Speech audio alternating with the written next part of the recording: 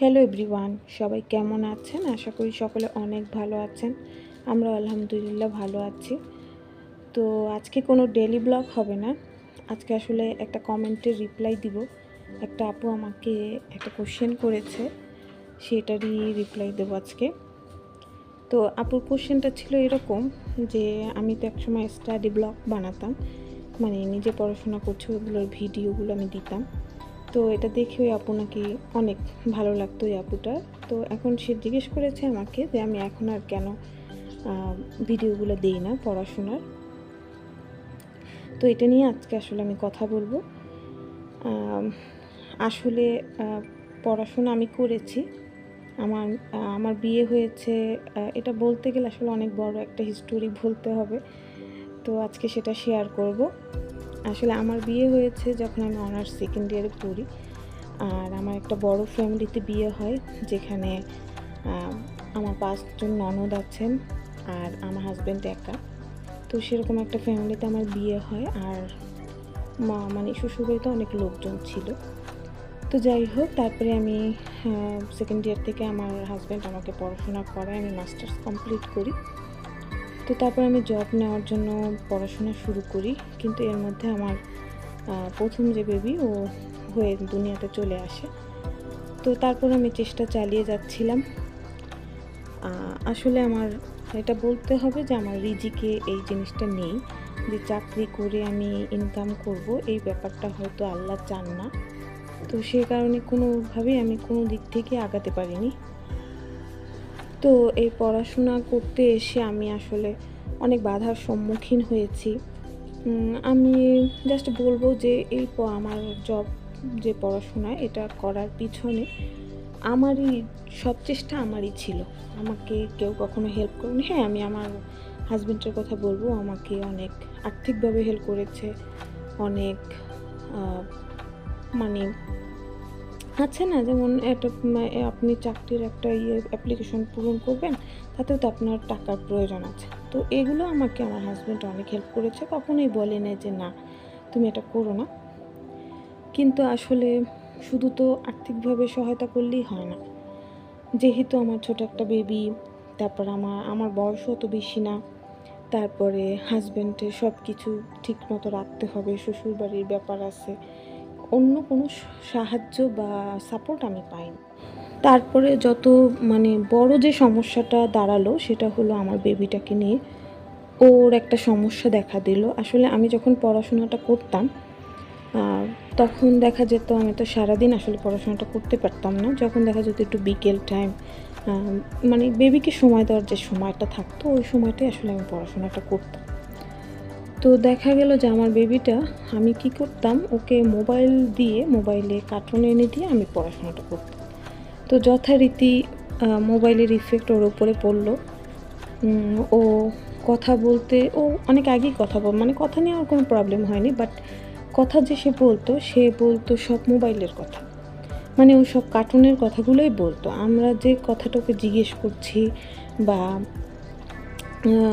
যেভাবে বাচ্চারা সাধারণত নিয়ম অনুসারে বাচ্চাদের বলা উচিত, ও সেভাবে বলতো না। ও দেখা যেত ছড়াই ও বলতেছে, আবার ABCD এটা ছড়া করেই বলতেছে। তো এটা যখন আমরা বুঝতে পারি, তারপরে একজন ডাক্তারের শরণাপন্ন হই, ওনার কাছে নিয়ে যায়। তো উনি তো অ্যাজ ইউজুয়াল যা আমাকে বলেছে যে একদম মেয়ের মোবাইলটা আসলে দেওয়া যাবে না, মোবাইল একদমই নিষিদ্ধ। তারপরে আপনার অনেক সময় দিতে হবে, ওর সাথে খেলতে হবে, ওকে আরও 4-5টা বাচ্চার সাথে মিশাতে হবে। তো এখন নিজের বাচ্চাটা চোখের সামনে এরকম হয়ে যাবে, তো আমার তো আসলে পড়াশোনার থেকে এইটা বেশি ইম্পর্ট্যান্ট মনে হয়েছে। আর তার মধ্যে আবার করোনাও শুরু হয়ে যায়। তখন জাস্ট করোনা একদম চলে এসেছে 2020-21 সালের দিকের ঘটনা। তো পরে বাসায় এসে একদম আমি সিদ্ধান্ত নেই যে না, আসলে আমি যেটার পিছনে আসলে ছুটছি, এতে তো আমার অন্য ক্ষতি হয়ে যাচ্ছে। তো বই খাতা একদম উঠিয়ে ফেলি আর ওকে সময় দেওয়া শুরু করি। আর তখন করোনা আসায় সব পরীক্ষা বন্ধ, কোনো পড়াশোনা নাই, কিছু নাই। আমার প্রায় 2 বছর গ্যাপ হয়ে যায়। এমনিতেও তো ৪-৫টা পরীক্ষা দেওয়া যায় মানে ৩০ বছরের মধ্যে। আর যেহেতু আমার সাংসারিক জীবনে আমি ঢুকে গিয়েছি, তাই অন্য কোনো চাকরি, ব্যাংক বলুন বা অন্য কোনো চাকরির জন্য আমি এপ্লাই করতে পারিনি। করিও নাই, কারণ বাচ্চাকে নিয়ে আসলে ওগুলো করা যায় না।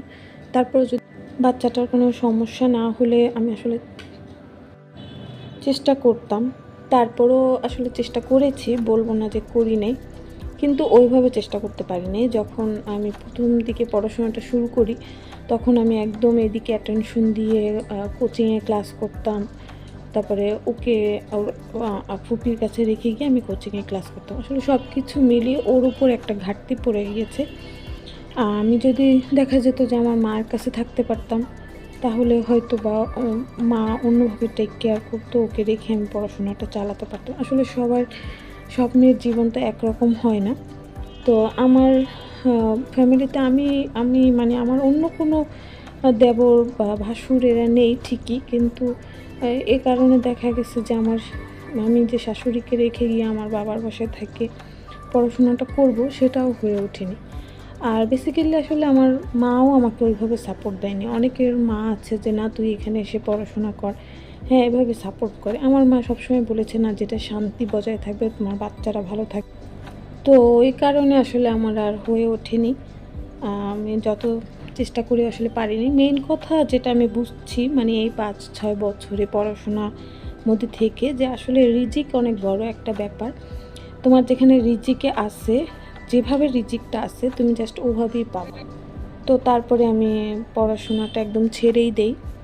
আ তারপর মানে মেয়ের দিকেই খেয়াল করি। তো আল্লাহর রহমতে আমার মেয়েটা ভালো হয়ে গিয়েছে। বেশিদিন মানে ওর ট্রিটমেন্টের দরকার হয়নি। ট্রিটমেন্ট বলতে জাস্ট ডাক্তার যে সাজেশনগুলো আমাকে দিয়েছে, যেভাবে সাজেস্ট করেছে ওর সাথে আমি ওইভাবেই আচরণটা করেছি। তো দেখা গেছে যে ৬-৭ মাসের মধ্যে ও অনেক ইমপ্রুভ করে ফেলছে এখন। তারপর ও সবই আস্তে, আস্তে ঠিক হয়ে যাচ্ছিল। তো আল্লাহর কাছে অনেক শুকরিয়া যে আমার বাচ্চাটা আরও অনেক বড় ক্ষতি হয়ে যেতে পারত। যেটা আল্লাহ আমাকে খুব সহজেই মানে তাড়াতাড়ি আমাকে দেখিয়েছেন যে না, আমার বাচ্চাটার সমস্যা হচ্ছে। তো এই কারণে আসলে আমার আর পরীক্ষা দেওয়া হয়নি। তারপরে লাস্ট আমি প্রাইমারি এক্সাম একটা দিয়েছিলাম একদম শেষে। বাট প্রিপারেশন আমার খুবই বাজে ছিল, কারণ আমি কোনো পড়াশোনাই তো সেভাবে করতে পারিনি। তারপরেও অ্যাপ্লাই করা ছিল দেখে আমি এক্সামটায় অংশগ্রহণ করেছিলাম, বাট ওটা তো আর হয়নি। তারপরে আর পড়াশোনা আমি আর করিনি। আর এখন তো এইভাবেই আমার দিন যাচ্ছে। বাচ্চাদেরকে নিয়ে আসি, ওদের সাথেই যাচ্ছে সময়। আসলে এখন কোনো সময়ও পাচ্ছি না। তো ওই আপুটার উত্তর দিতে গিয়ে আমি অনেক বড় একটা ভিডিও বানিয়ে ফেলছি। আসলে তোমাদের সাথে কথা বলতে আমার আসলে অনেক ভালো লাগে। এ কারণে এই ভিডিওগুলো তৈরি করি যে না, কেউ তো আছে যে আমার কথাগুলো শোনে। আমার নিজের কথাগুলো, এই যে তোমাদের সাথে আমি কথাটা বলি, এটা কিন্তু একদম আমার নিজের কথা। আমি কিন্তু কোনো কিছু লিখে নেই না, বা কিছু যে কী বলবো না বা আমার ভাবতেও হয় না। আমি একদম বলা শুরু করলে অটোমেটিক্যালি আমার ভিতর থেকে আসতে থাকে। কারণ আমি তো এভাবে কারোর সাথে কথা বলতে পারি না। নিজের কথাগুলো একমাত্র এই যে ভিডিওতে বলি, ওইটাই তোমরা শুনো, তোমরা আবার আমাকে অনেক রিঅ্যাক্ট দাও। তো এটাই আমার অনেক ভালো লাগে। তো আজকে এই পর্যন্তই। সবাই ভালো থাকো, সুস্থ থাকো। আর আমার জন্য দোয়া করো, আমার বাচ্চাদের জন্য দোয়া করো। আমিও দোয়া করি যেন তোমরা সবাই ভালো থাকো, সুস্থ থাকো। আল্লাহ হাফেজ।